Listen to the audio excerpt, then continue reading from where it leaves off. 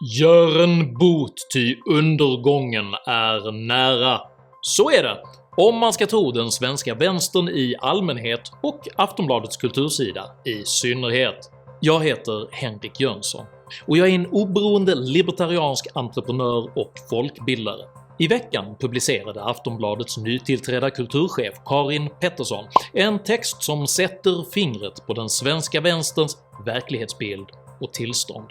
Samtiden beskrivs som sökande en väg ut ur mörkret. Vad syftar man på? Vilka lösningar ser man? Och vad säger det hela om den svenska kulturvänsterns verklighetsuppfattning och självbild? Dessa frågor tar jag upp i veckans video. Gillar du mina filmer så hjälper du mig att fortsätta göra dem om du swishar en slant eller stöttar mig via något av betalningssätten här ute till vänster.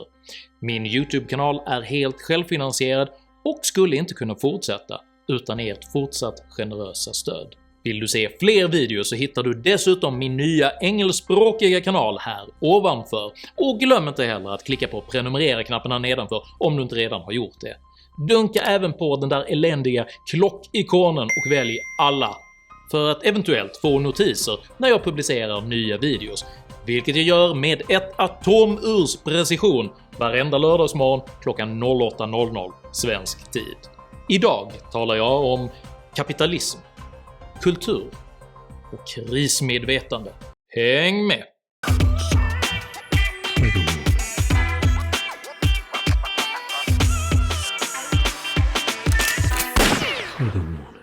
Den nytillträdda chefen för kvällstidningen Aftonbladets kultursida, Karin Pettersson, har en diger meritförteckning inom journalistik och socialdemokratiskt kampanjarbete och har de senaste åren cirkulerat mellan olika toppbefattningar inom Schibsted-koncernen. I egenskap av mångårig förmedlare av en socialdemokratisk verklighetsbild tjänstgör Petterssons debut på Aftonbladets kultursida denna gång som ett lackmustest som tydligt beskriver var den svenska vänstern idag befinner sig.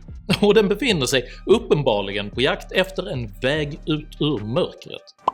Texten staplar dystopiska, fatalistiska och direkt apokalyptiska föreställningar på varandra så till den milda grad att den får Cormac McCarthys bok Vägen att framstå som ett folklustspel.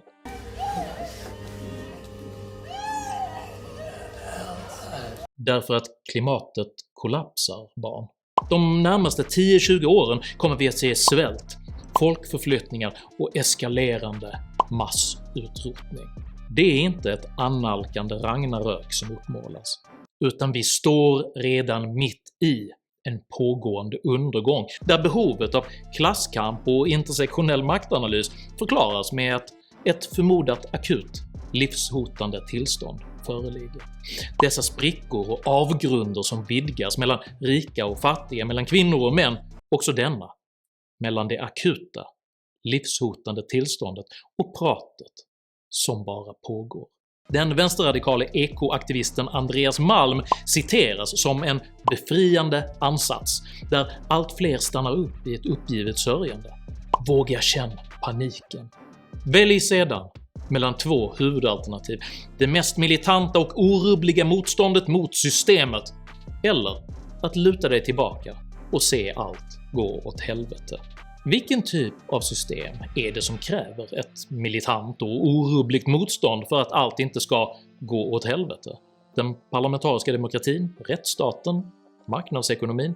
Fiendebilderna uppmålas i termer av en diabolisk konspiration där inga närmare preciseringar görs, utan uttryck som abstrakta storheter som propaganda, fossillobbyn, medieimperium. Vi sägs leva i en tid utan alternativ, där även mild kritik av kapitalismen som system möter massivt motstånd, och rövarkapitalismen, den fungerar inte, vad den nu förmodas vara för någonting. I have no idea what you're talking about. Tidsandan beskrivs som en självmordskult med Donald Trump och Rupert Murdoch som överstepräster, där själva sanningen bär på en radikalitet som är svår att ta in. Vad betyder detta ens? Denna sanningens radikalitet som inte tas in på grund av att någon förmodad typ av propagandistisk rövarkapitalisms överstepräster inte tolererar ens mild kritik. That's ridiculous.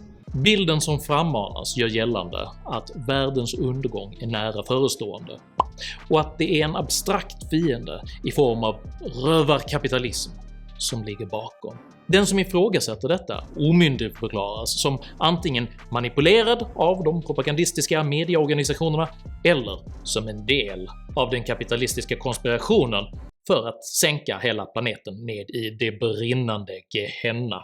Since the beginning of time, man has yearned to destroy the sun.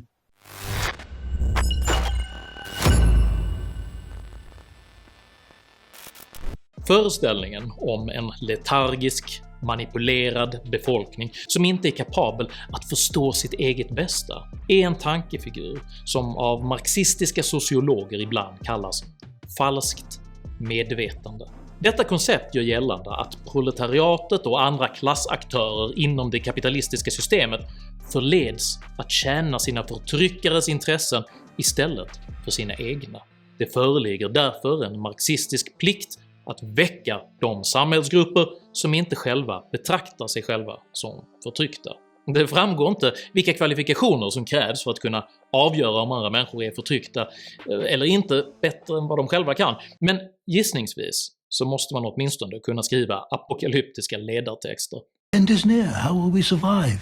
Ytterst citerar Pettersson litteraturvetaren Martin Hägglund som levererar en påtagligt nygammal lösning på detta helvetiska inferno som jordelivet kommit att bli.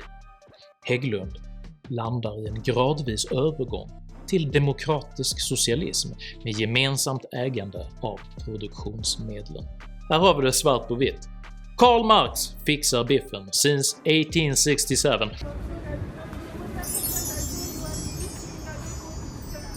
Och här finner vi egentligen pudelns kärna. Textens verkliga budskap står att finna i föreställningen om att vi lever i en tid utan alternativ.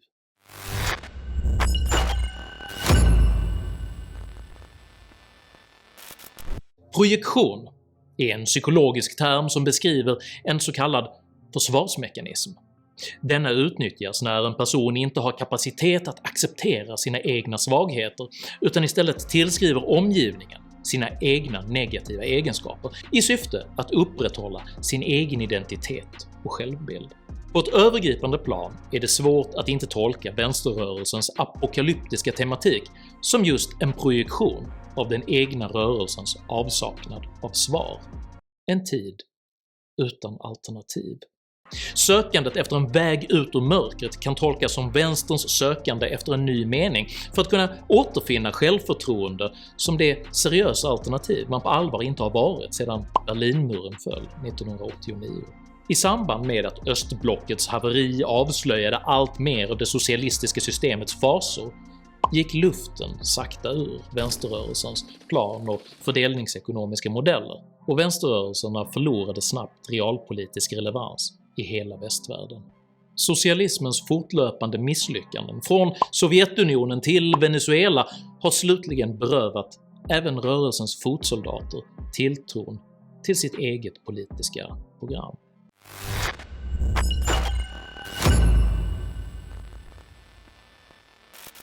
En organisation som ser sitt primära syfte gå förlorat kan under gynnsamma förutsättningar överleva ändå genom att snabbt skapa en ny bärande idé och ett nytt syfte. Inom företagsvärlden kallas detta ibland för att göra en pivot, det vill säga att man med avstamp i de resurser som ännu finns till förfogande sträcker ut en arm och finner ett nytt centrum på en annan plats. Ett konkret exempel på detta är hur företaget Twitter, som en gång i tiden kallades Odeo, hastigt sadlade om från en misslyckad podcastingverksamhet till att istället rida på vågen av de sociala medier som under 00-talets slut var på bred frammarsch.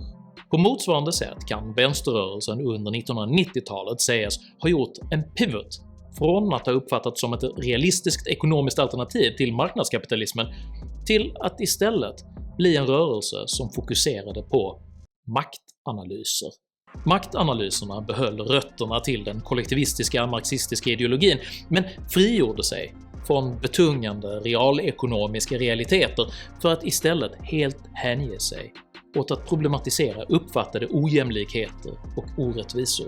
Maktanalyserna blommade ytterst ut i den doktrin som idag svepande kallas för identitetspolitik. Människor kan genom denna typ av analys kategoriseras i olika sociokulturella grupper som inbördes kan mätas som mer eller mindre förtryckta, där man på grundval av klass, religion, könsidentitet eller etnicitet tillskrivs unika perspektiv i egenskap av särintressen, med behov av rättsligt och ekonomiskt stöd som skydd mot osynliga men förtryckande samhällsstrukturer.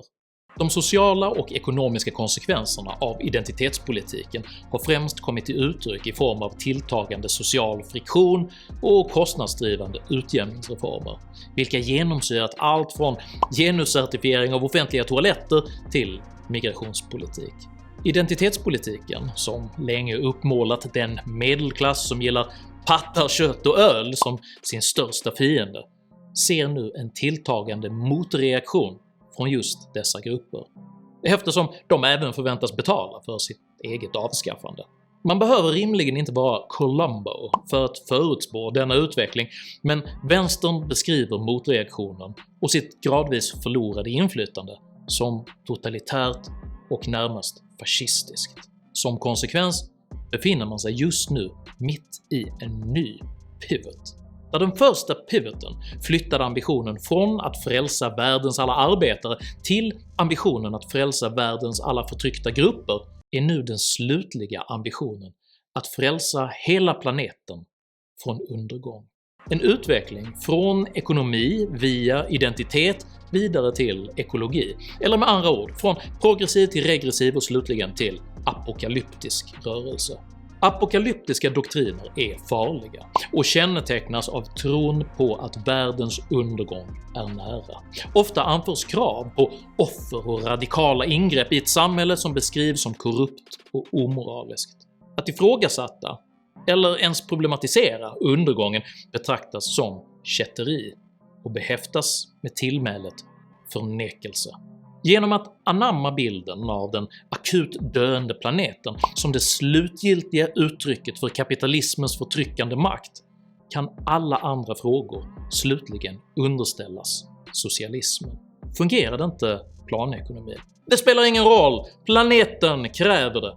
Fungerar det inte social ingenjörskonst? Betydelselöst, planeten kräver det.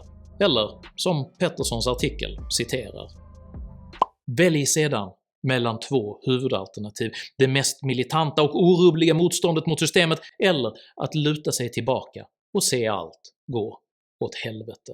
För den som desperat söker en väg ut ur mörkret med en olycksbådande föraning om att allt håller på att gå åt helvete är varken planeten eller civilisationen. Det är vänstern. Tycker du att det är rimligare att klimatutmaningar hanteras genom teknisk utveckling och tillväxt än genom en världsomspännande klimatsocialism? I så fall så tycker jag att du ska dela den här videon med dina vänner, och varför inte prenumerera på min YouTube-kanal. Har du egna erfarenheter av vänstern eller andra apokalyptiska rörelser? Dela i så fall gärna med dig i kommentarsfältet här nedanför. Jag uppskattar alla respektfulla kommentarer. Jag heter Henrik Jönsson och jag välkomnar en socialism som, för att citera texten, går åt helvete istället för att upprätta helveten åt andra människor. Tack för mig och tack för att ni har lyssnat.